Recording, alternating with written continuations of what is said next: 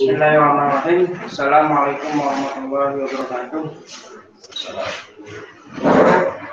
Alhamdulillah arsala rasulahu bil huda wa dinil haq liyudhhirahu 'ala dini kulli wa kafa billahi shahida. Asyhadu an la ilaha illallah wa asyhadu anna Muhammadar Rasulullah. Allahumma shalli ala sayyidina Muhammad wa ala alihi wa ashabihi wa para siswa-siswi SMA 1 Sindangwangi serta Dewan Guru, para staf. Marilah kita sama-sama terlebih dahulu memanjatkan puji syukur Allah Subhanahu wa taala, di mana pada kesempatan yang berbahagia ini, pada kegiatan Smart Time di bulan suci Ramadan 1442 Hijriah ini, alhamdulillah kita masih sama-sama diberikan berkah dan karunia dari Allah Subhanahu wa taala. Para siswa-siswi atau peserta didik SMA 1 Sindangwangi, para dewan guru dan para staf atau karyawan yang dimuliakan Allah Subhanahu wa taala, pada kesempatan kali ini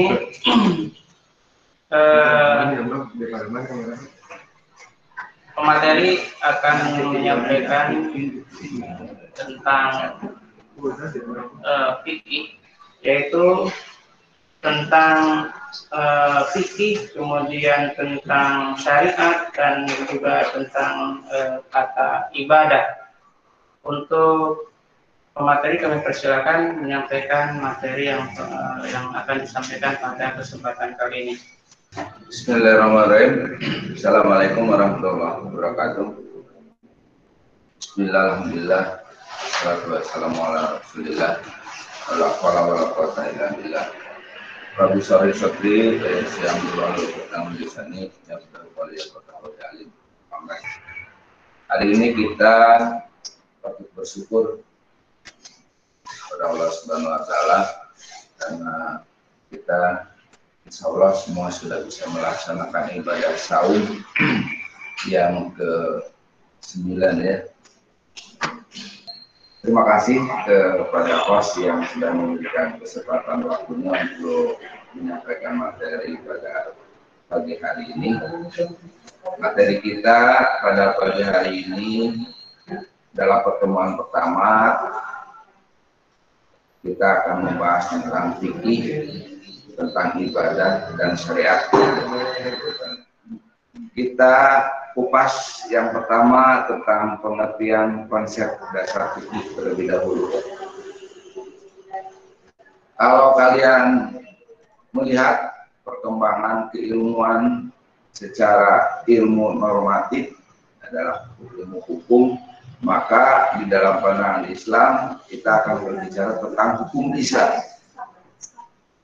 Hukum Islam itu dibahas dalam diantaranya ilmu fikih. Apa itu fikih? Untuk membahas ilmu fikih ini sebetulnya kita tidak cukup dengan waktu 45 nih Pak Ustadz Ujian ya, kita singkat saja, makanya kita ini interaktif. Ya, di dalam surat An-Nisa ayat 78, silakan barangkali nanti ada siswa yang mau bacakan surat An-Nisa 78. Nanti sambil menunggu tidak akan saya bacakan dulu An-Nisanya, kita definisikan dulu apa itu fikih ya. Sebenarnya fikih adalah bagian dari satu cabang ilmu ya tentang hukum syara yang bersifat praktis, yang diperoleh melalui dalil yang terperinci. Dasarnya, jadi memahami hukum fikih ini disebutnya masuk dalam fardu ain, ya fardu ain. Kemudian bicara ibadah dan syariat itu adalah harus kita pahami fikihnya, gitu ya. Jadi semacam fikihnya adalah ilmunya ibadah. Ilmunya ibadah, hukum dari Islam itu adalah syariat Islam, hukum Islam itu adalah fikih. dan pengertiannya itu berbeda gitu ya. Karena ibadah tanpa ilmu akan menjadi tidak maksimal, tidak afdol gitu ya. Oleh karena fikih itu bagaimana di dalam ilmu fikih itu memelihara tentang hukum furu. Nah, jadi hukum yang betul-betul berdasarkan tindak tanduk secara pokok yang benar gitu. Misalkan sholat, ya, atau kalau di muamalah jual beli itu hukum furunya harus jelas seluruhnya atau sebagiannya gitu ya.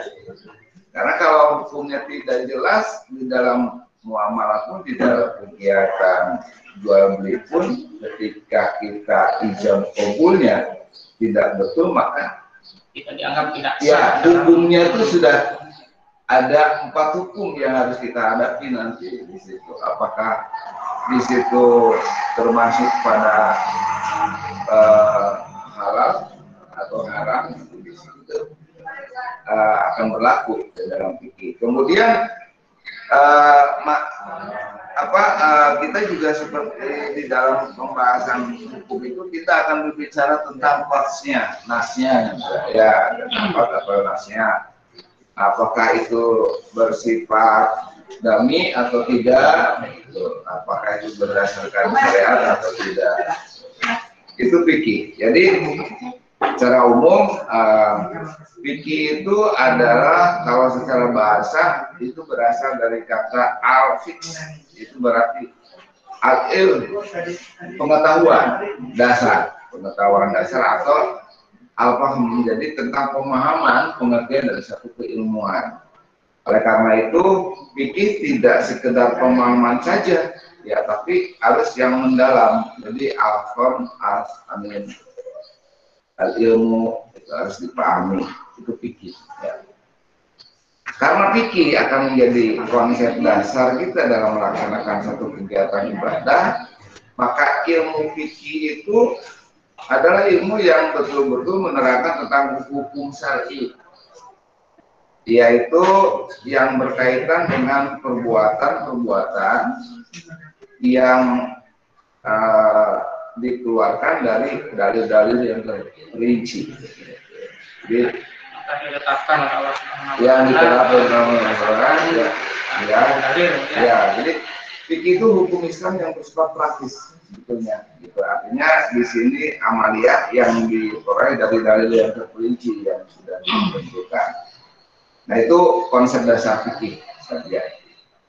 Karena fikih berkaitan dengan ibadah, maka kita harus bisa membedakan pengertian fikih dan ibadah. Baik, anak sekalian, karena kita berbicara tentang fikih, salah satunya adalah menjadi konsep dasar tentang pelaksanaan ibadah. Ya, kalau tadi kita berbicara pengertian fikih, sekarang kita berbicara tentang pengertian ibadah. Nanti kita bandingkan pengertian fikih dengan pengertian ibadah. Ya, kalau secara bahasa, ya, ibadah itu adalah melaksanakan satu perintah yang diperintahkan kepada kita oleh aturan, oleh hukum yang dikeluarkan berdasarkan perintah Allah Subhanahu wa Ta'ala ya. Dari Allah sudah memberikan satu aturan, yaitu untuk melaksanakan apa yang sudah diperintah, dan kita melaksanakannya itu adalah ibadah.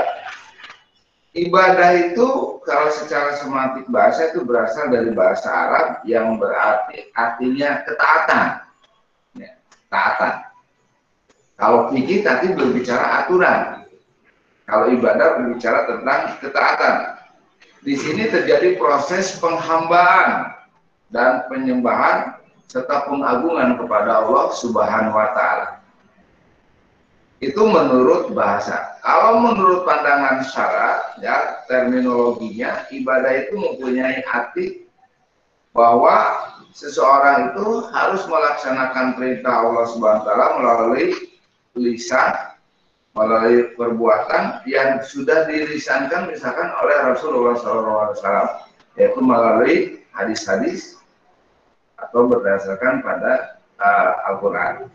Yang kedua, dalam pelaksanaan ibadah secara terminologi, kita harus dapat menjadi bagian dari manusia, harus menjadi seorang umat yang dapat merendahkan diri kepada Allah Azza wa Jalla. Jadi ibadahnya khusyuk. Jadi ada orang yang suka mengatakan ini ibadah gitu. Tapi ibadah yang seperti apa yang benar? Jadi harus dilaksanakan secara utuh, Ustaz.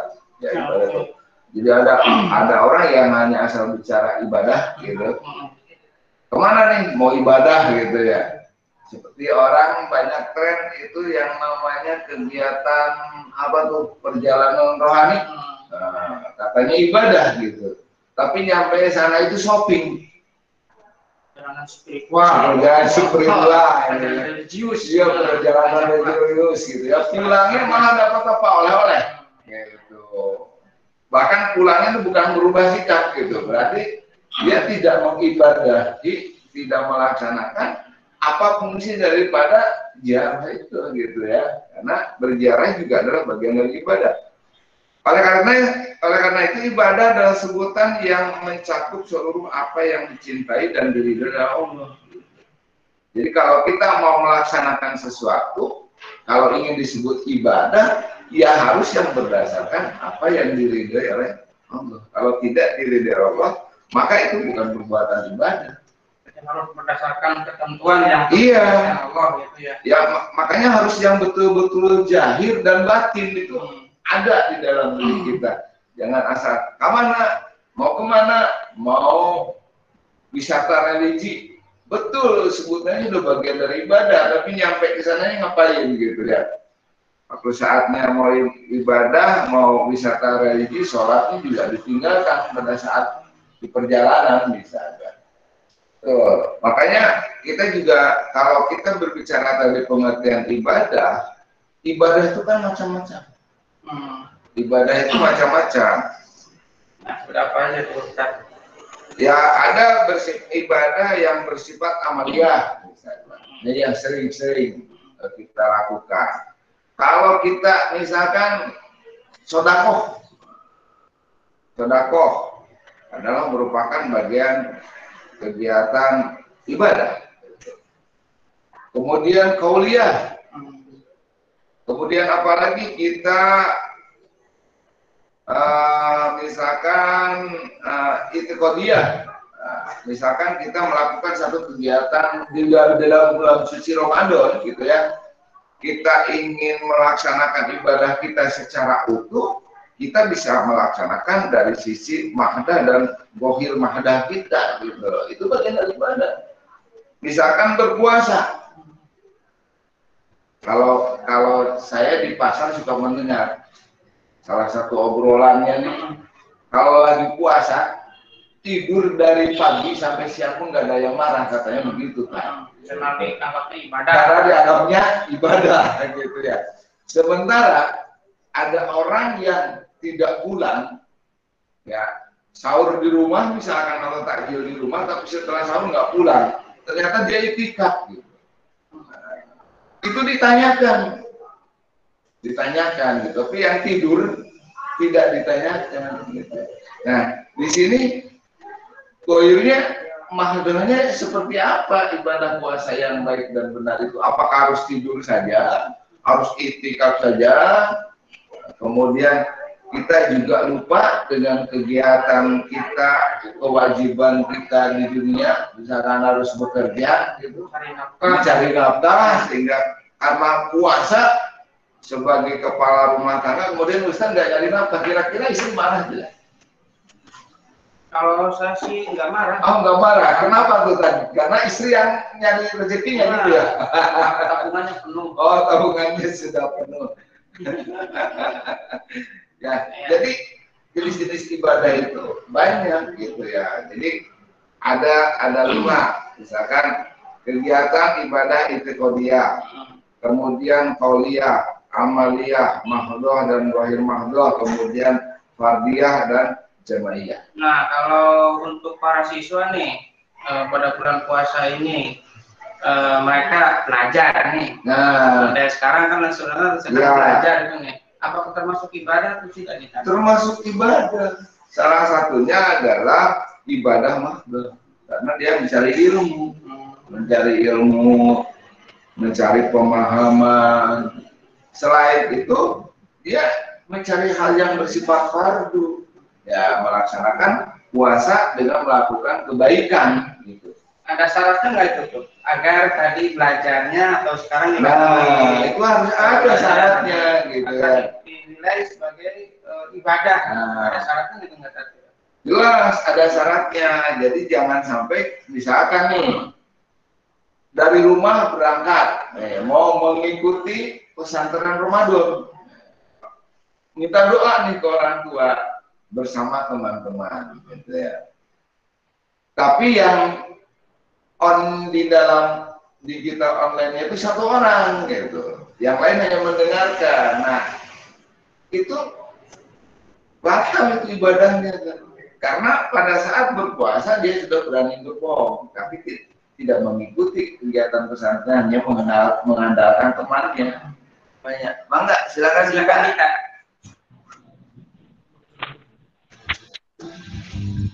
Assalamualaikum warahmatullahi wabarakatuh. Waalaikumsalam warahmatullahi wabarakatuh. Perkenalkan, nama saya Adita Rizkylah Mati dari kelas 10 43. Jazakallah. Langsung saja, Pak. Ya, silakan langsung saja.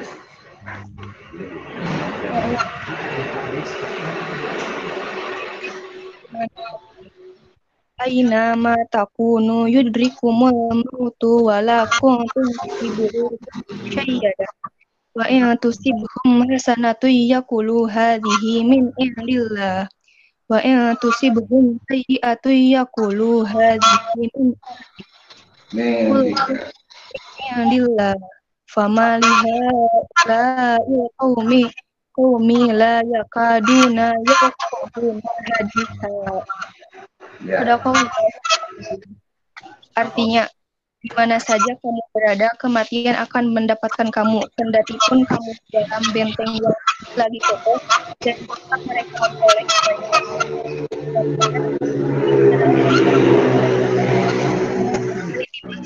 karena mereka mengatakan ini datangnya dari sisi kamu. Katakanlah semuanya dari Allah. Maka mengapa orang-orang itu orang kafir hampir tidak pembicaraan sedikit pun. Ya, terima kasih. Terima kasih tabarakallah buat kita Rizkylah yang sudah berani membacakan surat An-Nisa ayat 78 beserta artinya. Sekarang ditariskan, silakan. Langsung aja, Pak.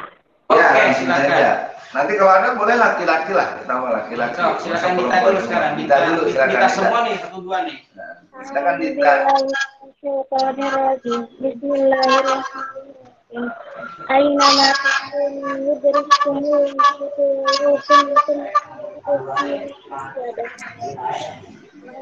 tusibhum hasanatu yaqulu alhamdulillah wa in tusibhum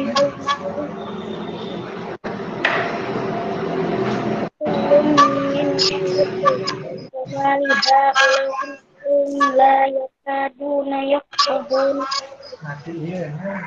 pun kemudahan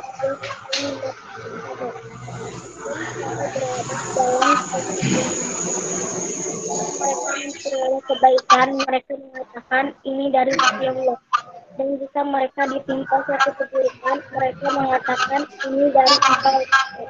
Katakanlah semuanya datang dari sisi Allah. Maka mengapa orang-orang itu, orang-orang munafik dan kafir sudah membangun pembicaraan sedikit pun. Ya, Masya Allah tabarakallah buat Dita Adiska ya. Dari kelas berapa Dita? PS 4. Oh, kelas 10 IPS 4. Ya, terima kasih tabarakallah. Nah, tadi apabila kita menyimak apa yang telah disampaikan oleh Pak Tasik Ismail, bahwa yang namanya syariat itu adalah segala ketentuan dari Allah Subhanahu wa taala atau hukum-hukum yang telah ditetapkan oleh Allah Subhanahu wa taala untuk para hambanya. Nah, kemudian pengertian daripada fikih itu adalah hukum-hukum yang berkaitan dengan segala perbuatan atau perkataan mukallaf. Mukallaf ini adalah orang-orang yang sudah terbebani hukum syariat, baik itu karena sudah balik dan lain sebagainya, di mana hukum tersebut diambil dari dalil-dalil yang berprinsip, baik itu dari bersumber dari nas Al-Quran maupun nas hadis, ya, ataupun hasil ijtihad para ulama, baik itu berdasarkan ijma, qiyas dan lain sebagainya, ya. Nah, sebelum saya tutup, nanti mungkin ada yang ditanyakan. Ada 5 menit. Ada sekitar kurang lebih 5 menit lah waktu untuk tanya jawab. Nah, baik dari para siswa maupun Bapak Ibu guru, barangkali ada yang mau bertanya. Assalamualaikum warahmatullahi wabarakatuh. Waalaikumsalam warahmatullahi wabarakatuh. Silakan Ina, tanyanya apa? Kan katanya ibadah itu harus dikerjakan lillahi ta'ala ya Pak? Ya. Tetapi pada kenyataannya kebanyakan orang ketika beribadah itu selain mengharapkan pahala atau upah dari Allah, jika begitu berarti ibadahnya tidak ikhlas dong. Menurut Pak Ustadz bagaimana pendapatnya? Ya. Terima kasih. Wassalamualaikum warahmatullahi wabarakatuh. Ya. Baik, jadi kita kembali kepada pengertian ibadah. Ya, ibadah itu kan berarti kita harus berdasarkan ketaatan, berdasarkan penghambaan. Kalau kita mau melaksanakan ibadah itu secara terpaksa, tapi tidak zahir kita, batin kita, tidak ada proses penghambaan, ya ini yang disebut dipertanyakan ibadahnya, gitu ya. Nah, maka apakah ini termasuk dapat kategori pahala atau jaminannya karena ingin banyak pahala kemudian ingin surga, gitu ya. Jadi hakikat melaksanakan ibadah itu harus dilaksanakan berdasarkan kerendahan diri. Ya, kerendahan diri. Contoh orang mau sedekah nih, saya pengen mendapatkan pahala ibadah sedekah, gitu ya. Atau diniatin katanya kalau banyak sedekah itu akan menjadi orang kaya, gitu ya. Tapi akhirnya dia apa? Memaksakan diri, nggak punya uang, tapi karena ingin dapat rezekinya banyak, dia memaksakan sedekahnya itu banyak, tapi ingin dilihat orang. Ini pahalanya nggak dapat karena johirnya dan batinnya diniatinnya sudah lain, gitu. Saya tambah lagi deh untuk ini 2 menitan ya. Assalamualaikum warahmatullahi wabarakatuh. Waalaikumsalam warahmatullahi wabarakatuh. Ibadah ada 2, yaitu ibadah madhoh dan goiro madhoh. Apa yang disebut? Terima kasih. Warahmatullahi wabarakatuh. Waalaikumsalam warahmatullahi wabarakatuh. Terima kasih pada Nur Khalillah. Oh iya. Terima kasih kepada saudari Nur Khalillah ya, yang sudah menyampaikan pertanyaan berkaitan tadi bahwa ibadah itu dibagi pada 2 macam, ada ibadah mahdhah, ada ibadah ghairu mahdhah ya. Namun tadi tim operator sudah begini karena mau ada materi selanjutnya. Nanti akan dijawab pada pertemuan yang akan datang ya.